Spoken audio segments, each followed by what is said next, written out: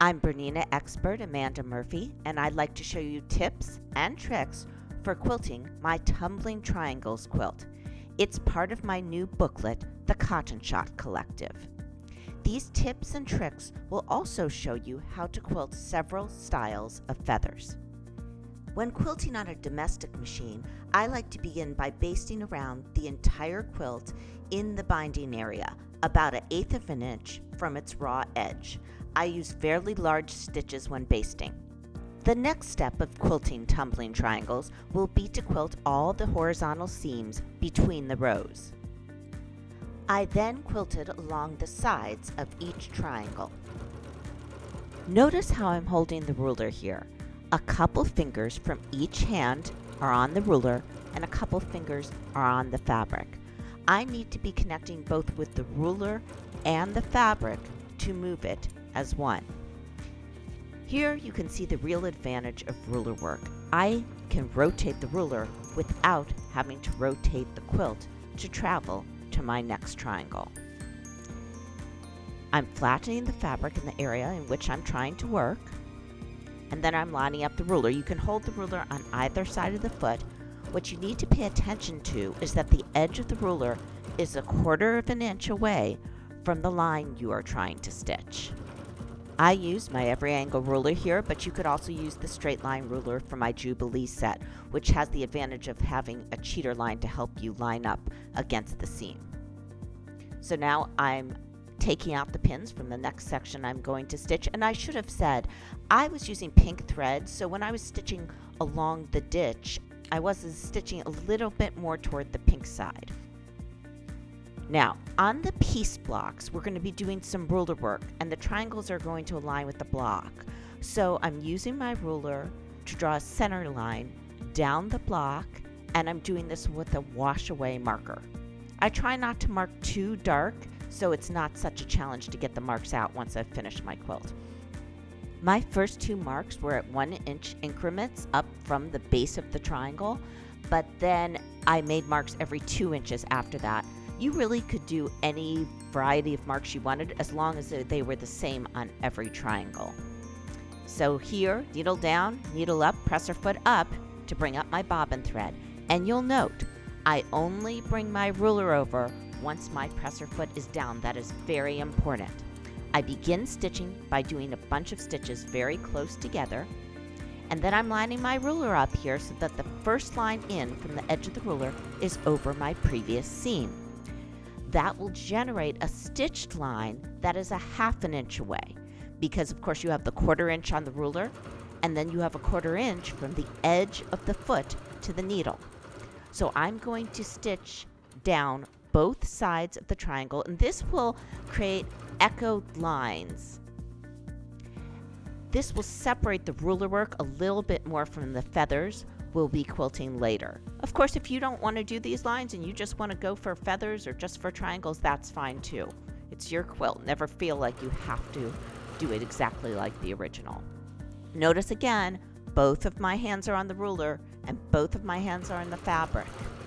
That's very important, especially when you have small hands. You have to use what you have there. You'll notice my palms are down on the fabric. And I'm not holding the ruler with a death grip. I'm using the weight of my hands to help me manipulate the fabric. Okay, so now I'm starting to quilt the triangles. I've lined up my ruler so it's 1/4 inch away from that tick mark I made earlier. I quilt up to the tick mark and I quilt back down to the other corner. If you feel like you can't move your fabric, stop and spread it and then start quilting again. So I get back down into that corner, and then I line up my ruler so the edge of the ruler is 1/4 inch away from the next tick mark. Sometimes it's a little easier to see the 1/4 inch if you hold the ruler behind your foot rather than in front of it. So that's why I reposition the ruler here. Lining it up again. And I continue on up the triangle. Now you'll note I'm stitching pretty fast here, and that's because I'm on the BERNINA Q Series sit down, a Q16, and I have stitch regulation with Rulerwork on that machine. So I probably would be going slower if I was on a domestic, but I could still execute the same design. Don't feel rushed while you're quilting. Take your time. You'll note that the area I'm not working on is puddled. You can kind of see it at the edge of the machine, so I don't have to move the entire quilt at once.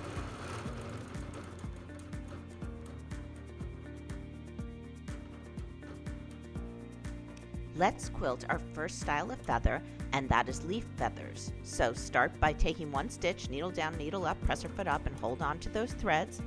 Take a couple stitches to bring your foot down, and then bring over your ruler, only when your foot is down. You never want to crash in that ruler. So I'm doing echo lines when I do these feather motifs as well. I start off by doing an echo line a half an inch away from the edge of the triangle on both sides. I just thought it set off the design a little better than if I had skipped this step. So go up the side of your triangle, and you can use your ruler, or you can just free motion over to the other side of the triangle. It's only a few stitches there. And then quilt down the side of the triangle. I use the same pink thread for all of my triangles. That pink thread will show up a little more in the light and dark triangles than in the mid-tone.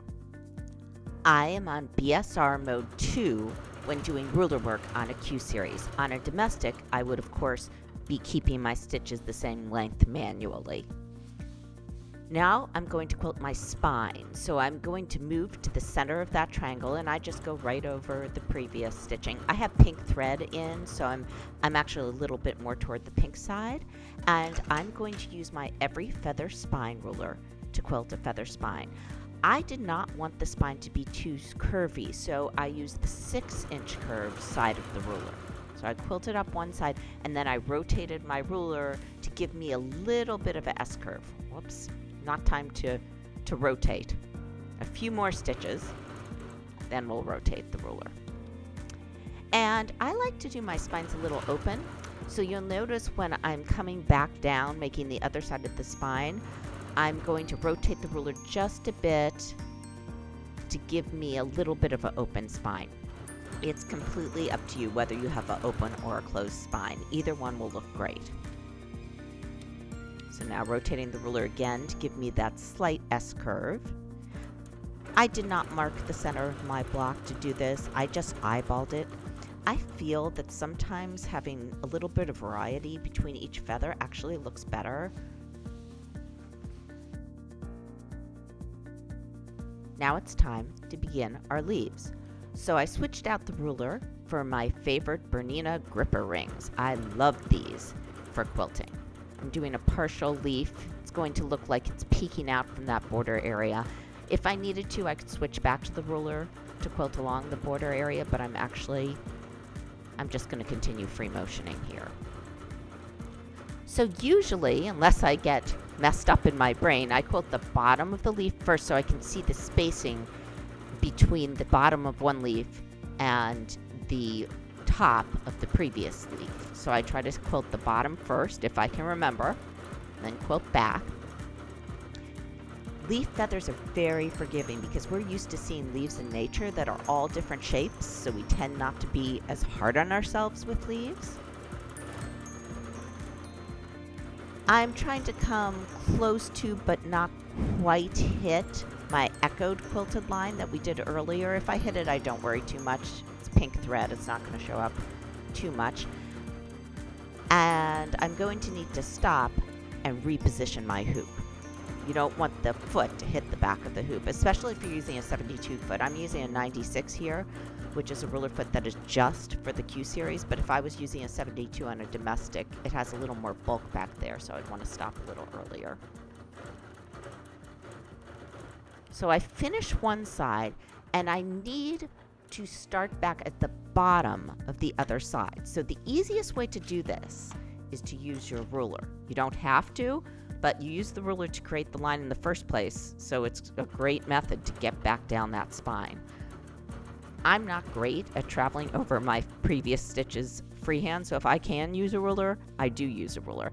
And to line the ruler up, I'm just looking again at that 1/4 inch. I want the edge of my ruler to be a 1/4 inch away from that previously stitched line.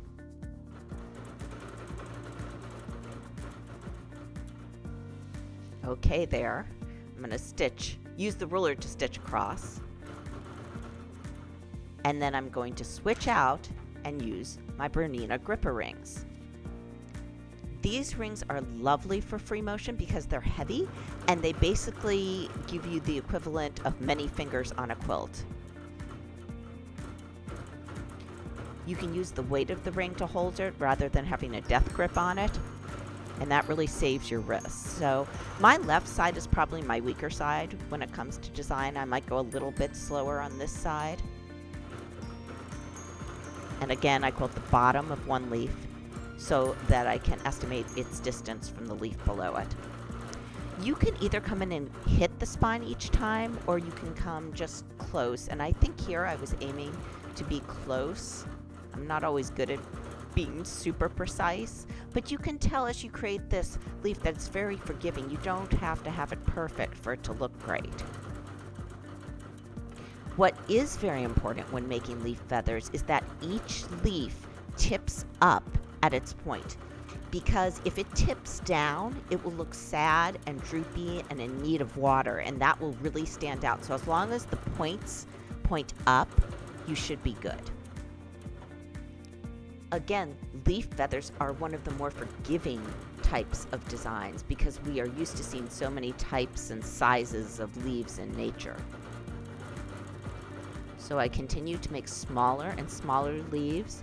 If you have a Bernina Q series, don't discount the manual mode. It's really fun to free motion in the manual mode. It's probably the smoothest machine out there.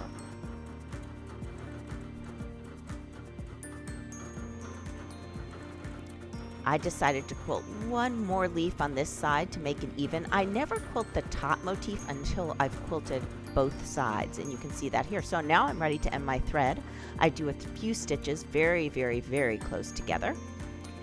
Then needle up, presser foot up, moving the gripper rings out of the way here so you can see. Grab that top thread, do one more stitch, needle down, needle up, presser foot up. You can use the heel button if you have a Bernina for this, and then clip those threads. Traditional feathers. I quilted that same open spine, and then I used the ruler to quilt along the edge of the border and quilt a little plume peeking up from the edge of that border. I want it to look like this entire feather is emerging from the base of the triangle. So I'm beginning with that partial curve there and putting on my gripper ring. Now, in traditional feathers, also called bump back feathers, you quilt them in pairs. So that first curve is the first part of that pair, and then I quilt back down into the spine. Now I'm going to have to quilt along my spine a little bit, come back out, quilt a plume, quilt back up to the top of the plume, and then complete the pair by quilting back down into the spine again. Then I start my next pair. So quilt up and out until you reach the previous plume, quilt back up to the top of that feather, and then quilt back down into the spine. You can use my every plume rulers for this, but it is quicker to do free motion, and once you get the hang of it, it's really fun, but you certainly could use rulers. Okay, so quilting up to the top of that plume and back down in. You're going to have to quilt some really small plumes when you get up into the tip of the triangle. I think I can fit another pair here, so back down in, out again. I don't think I can fit the second of that pair, so I'm going to remove the gripper rings and use my ruler to help me quilt down over my previous stitches, because for this style of feather you definitely want to quilt from the base up. Every plume is behind the plume that is below it, so it's almost impossible to quilt from the top down. So I'm coming back down to the bottom of my plume, and I'm going to use the edge of my ruler again to get over to the other side of my triangle and quilt that partial curve, just to get started. And then I'll switch it out for the gripper rings to complete this pair.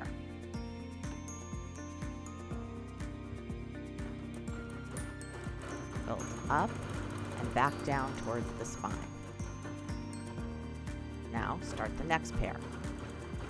Up and out until I've touched my previous plume. Back to the top of that plume. And then make another plume to travel down into the spine. I prefer, when I'm stitching on a Q series, to do this in either manual or BSR1.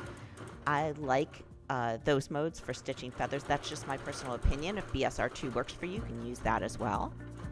And I can tell my stitch regulators are on because you can see those faint red laser lights shining through the fabric. But as I said, I do really like the manual mode as well. Reposition your gripper rings when you need to. I find my left side is a little harder to stitch than my right side, but having that echo line to aim for each time really helps me.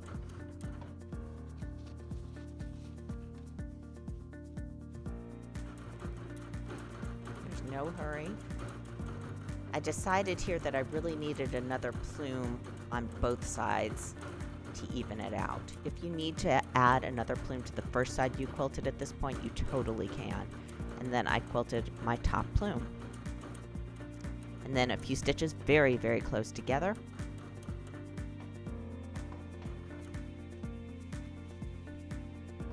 Needle down, needle up, presser foot up. That does one stitch. And because I had those stitches close together, I can go ahead and clip those threads. And that's it. That's a traditional feather. It doesn't have to be perfect to look great.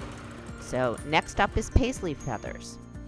So quilt your spine, as usual, open or close, your choice. And I'm going to use the edge of my ruler to quilt a little partial feather here too. But then I'm going to go back in towards my spine. The Paisley feathers are really fun to quilt because they're quick. They do require a little bit of practice to get into the rhythm. So you quilt the inner paisley first, like the smallest paisley of the bunch. Then quilt up and around it again, and echo quilt another time. As you travel up the feather, the number of echoes will decrease. So these first feathers are pretty big. And so we're going to be echoing quite a few times. But as I move up into that tiny space at the top of the feather, I'm going to be doing less echoes. Sometimes I do the top of the paisley first, sometimes I do the bottom. It depends on how many echoes I'm going to do. And I tend to get into a rhythm once I'm on the machine, so there I only had 3 echoes.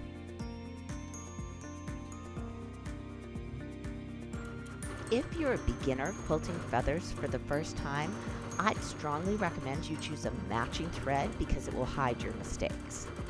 And don't be too hard on yourself because feathers look great even if they're uneven. Your brain wants to figure out the pattern, and so it tends to be very forgiving. Okay, I once again am going to use my ruler to travel down my spine. Why would I not in this case? So I'm using the 6-inch side of my every spine ruler to travel down. And I'm looking at that 1/4 inch. I want the edge of my ruler to be a 1/4 inch away from the line that I'm trying to stitch over. Now I'm going to travel along the base of my triangle a little bit more toward the pink side since I'm using pink thread. And I'm going to do a partial paisley in this case. Sometimes I call these open feathers too. Now I need to start the next paisley near the base of my spine. So I think I forgot here and I quilted right over that curve. That's okay. And then I moved to the spine. Sometimes when you're filming, it's like that. So now once again, the gripper rings. And as I said, for me, the left side's a little more challenging. I have to stop and think. But the nice thing about the paisley shape is that it gives me the opportunity to stop and think because there's always corners you can stop at. And you can see here, my paisley echoing is not always even, but it still looks great because it's those organic shapes contrasting with the straighter lines of the ruler work we did earlier that really make this quilt shine and makes your quilting come alive. This fabric is from my Cotton Shot line of basics for Benartex, and it has just enough texture to show off the quilting, but not too much to overpower it. The feathers are from my Cotton Shot Harmony collection and come in 4 different color stories. So we're nearing the top. This last paisley only has 1 echo, and then I'm going to do a paisley at the very top. And then to end my threads, a few stitches very close together before raising my needle, raising my presser foot, grabbing onto the top thread, and doing 1 more stitch to bring up the bobbin thread. If you are on a Bernina Q series, you can do stitches very close together either by being in BSR mode 1 or being in mode 2 and simply changing the stitch length to be tinier on the screen. Okay, so there we have a paisley feather. Let's quilt a heart feather. So I've gone ahead and quilted my spine, and I'm quilting along the base of my triangle to begin a partial plume here. And then I'm going to return closer to the spine. The heart feathers are a nice style of free-form feathers, and what you do is you quilt a plume that has almost a heart shape at the top, but without a hard corner. And then you quilt the spine within. So it's a leaf shape that has kind of 2 bumps at the top. Now that wasn't ideal where I stopped there. I should have stopped at the base of the plume, but I forgot, so I just keep going. I quilt that kind of heart-shaped leaf, and then I quilt the vein of that leaf. I always quilt the bottom part of the leaf first because it helps me really judge the spacing from the previous leaf. When quilting heart-shaped feathers, it's important not to be too hard on yourself because every leaf shape is going to be a bit different. The veins are going to be a little bit different, but it creates a lovely design. So don't feel like you have to be almost like a robot in terms of your movement. This is very forgiving. And these plumes get really, really tight at the top. It's time to travel down that spine, and you know I'm going to switch to BSR2 and pull out that ruler to help me be right on my previous stitching. Now, if you're on a domestic, you don't have stitch regulation, of course, with the ruler, so you got to go slow and steady to keep your stitches the same length. But it can be done. It can definitely be done, especially if you have a cabinet or a table. These Bernina domestics have great stitch quality, and that really helps when you're doing free motion or ruler work. Putting my gripper rings on once again. And of course, every day you start stitching, you should make sure your machine's clean, oiled if it's a Bernina, because this needle is going in and out of the fabric at such a rapid rate. Usually if I'm going to do a day of quilting, I start off with a new needle, and of course I always clean my machine. So again, you make that kind of heart-shaped leaf or plume, and then you quilt the vein inside it. And I let my vein, it's a little hard to see here, but I let it be open. I don't feel like I have to stitch over my previous stitches as I go back down the leaf shape. Okay, and when you need to, you move your gripper rings. The gripper rings really help give you control of all this fabric.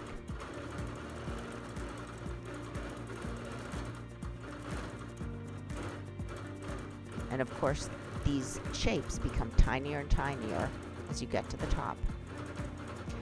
I usually don't quilt all the way back down to the spine. I quilt, maybe 1 or 2 stitches away from the spine as I'm coming down the leaf shape. But you can do it either way. Consistency is key, so if you do it one way, just try to keep going that way. And don't worry if, one time you hit the spine and you weren't going for that, you'll never see it in the final design. You can see here how the lack of contrast in thread is going to be very forgiving, and that's what I really recommend for beginners because you won't notice your mistakes when you're done. and here is my heart-shaped feather. One of the final things I wanted to show you was how to quilt a partial feather along the edge of the quilt. So I'm going to go ahead and echo the line on the one side of the triangle using my every angle ruler. And I am going pretty fast here, but remember I'm quilting on a Bernina sit-down Q series.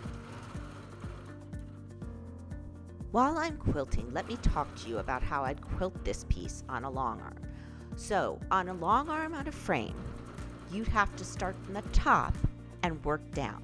So basically I'd quilt each row as I came to it.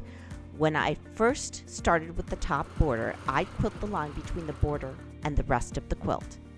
Then I'd go ahead and quilt the border, or I'd have to base the border and come back and quilt it later. Then I'd roll the quilt and quilt my next horizontal line all the way across the quilt. Then I'd quilt the subdivisions of the triangles. Then I'd quilt the ruler work for the triangles in that row, and then I'd quilt the feathers for that row. Then I'd move down to the next row. I think that sequence would work pretty well for this quilt. However, I could also baste some of the triangles and return later to do the feathers if I wanted to. Basting would be important so that the fabric didn't fold as it was rolled around the bars. So back to what I'm doing here. I'm quilting the leaf feather just on one side of the spine. I'm going to have to quilt some partial motifs on the other side of the spine, just in case that area of quilting sticks out from the binding. But I don't need to worry about being too precise about it. Notice I did not echo down the side of my quilt top. That's because that triangle or that tumbler block would probably be hanging off the edge of the quilt. I'm kind of implying that the other side of the triangle is there. So quilting out and in, making the leaves smaller, and remember, leaves should always point up at the top or they will look like they are droopy. What I recommend is to set a realistic goal for yourself each day. Maybe you quilt 8 ruler work triangles each day until you finish the ruler work, and then you quilt 4 traditional feathers each day until you finish them. Break up the quilting because it's easier on your body when you do that. Okay, so now I'm quilting down to the base again, and then I'm quilting those partial motifs as I work up this side. And that's how you finish the partial triangles. And finally, I wanted to show you how I quilted the border. This again is my feather print for my Cotton Shot Harmony collection. And I've gone ahead and put on the 73 foot just so I have better visibility, and I'm free motioning these feathers and swirls just as I would on a normal unmarked quilt top. So you can see here I'm using that bump back method. I've already quilted the spine here. I travel up the spine to get to the next plume. This is a great way to practice feathers, and as I said, it comes in 4 different color stories. I hope that you've enjoyed learning how to quilt tumbling triangles, and maybe you've learned something about quilting feathers too. I'd love to see your work, so make sure if you quilt this quilt to tag me on Instagram at Amanda Murphy Design, or share it in my Facebook group, Quilting with Amanda Murphy. I hope to see you there.